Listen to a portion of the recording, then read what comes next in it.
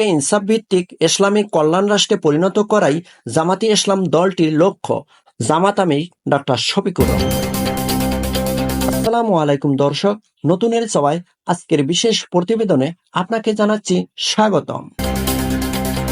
26শে June বুধবার বিকেলে রাজধানীর কাপরুল থানার অন্তর্গত বাংলাদেশ জামাতে ইসলামী আয়োজিত এক নির্বাচনী পথসভায় প্রধান অতিথির ভাষণে দলটির আমির ডক্টর শফিকুর রহমান বলেছেন, সাম্য, ইনসাফ ও বৈষম্যহীন মানবিক সমাজ প্রতিষ্ঠার মাধ্যমে আর্ত মানবতার কল্যাণ ও দেশকে ইসলামিক কল্যাণ রাষ্ট্রে পরিণত করে জনগণের অধিকার নিশ্চিত করাই জামাতে ইসলাম দলটির রাজনীতির মূল লক্ষ্য।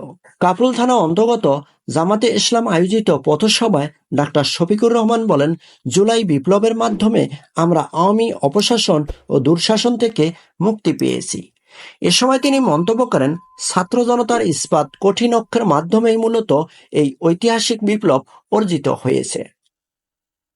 এ সময় তিনি বলেন, এর বিনিময়ে কিন্তু আমাদেরকে চড়া মূল্য দিতে হয়েছে। জামাতে ইসলামের আমির বলেন, আমরা শহীদ ও ক্ষতিগ্রস্ত পরিবারকে আমাদের সাধ্যমতো সাহায্য সহযোগিতা করে যাচ্ছি। আমরা কোনো ইতিমের ভরণ পোষণের দায়িত্ব নিয়েছি।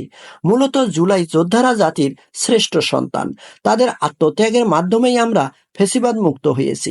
তাই দেশ ও জাতির জন্য তাদের অবদানের কথা স্মরণ করেই তাদেরকে জাতীয় বীরের মর্যাদায় অভিষিক্ত করতে হবে। উক্ত পথসভায় আমিরে জামাত বলেন, আমরা এমন একটি ইনসাফ ভিত্তিক দেশ ও সমাজ কায়েম করতে চাই, যে সমাজ বিশ্বনবী হযরত মুহাম্মদ সাল্লাল্লাহু আলাইহি ওয়াসাল্লামের আদর্শ অনুযায়ী পরিচালিত হবে এবং রাষ্ট্রের সকল ক্ষেত্রেই আইনের শাসন ও সামাজিক ন্যায় বিচার নিশ্চিত হবে। এ সময় তিনি আরো বলেন, রাসূল সাল্লাল্লাহু আলাইহি ওয়াসাল্লাম এমন এক ইনসাফপূর্ণ সমাজ কায়েম করেছিলেন, যে সমাজের ছানা থেকে হাজরা মাউত পর্যন্ত নারীরা নির্ভয়ে নিরাপদেও সম্ভ্রম নিয়ে চলাফেরা করতে পারত। বাংলাদেশ জামাতি ইসলামী তেমনই এক শান্তির সমাজ প্রতিষ্ঠায় প্রতিশ্রুতিবদ্ধ বলে তিনি ওই সময়ে কথা দেন।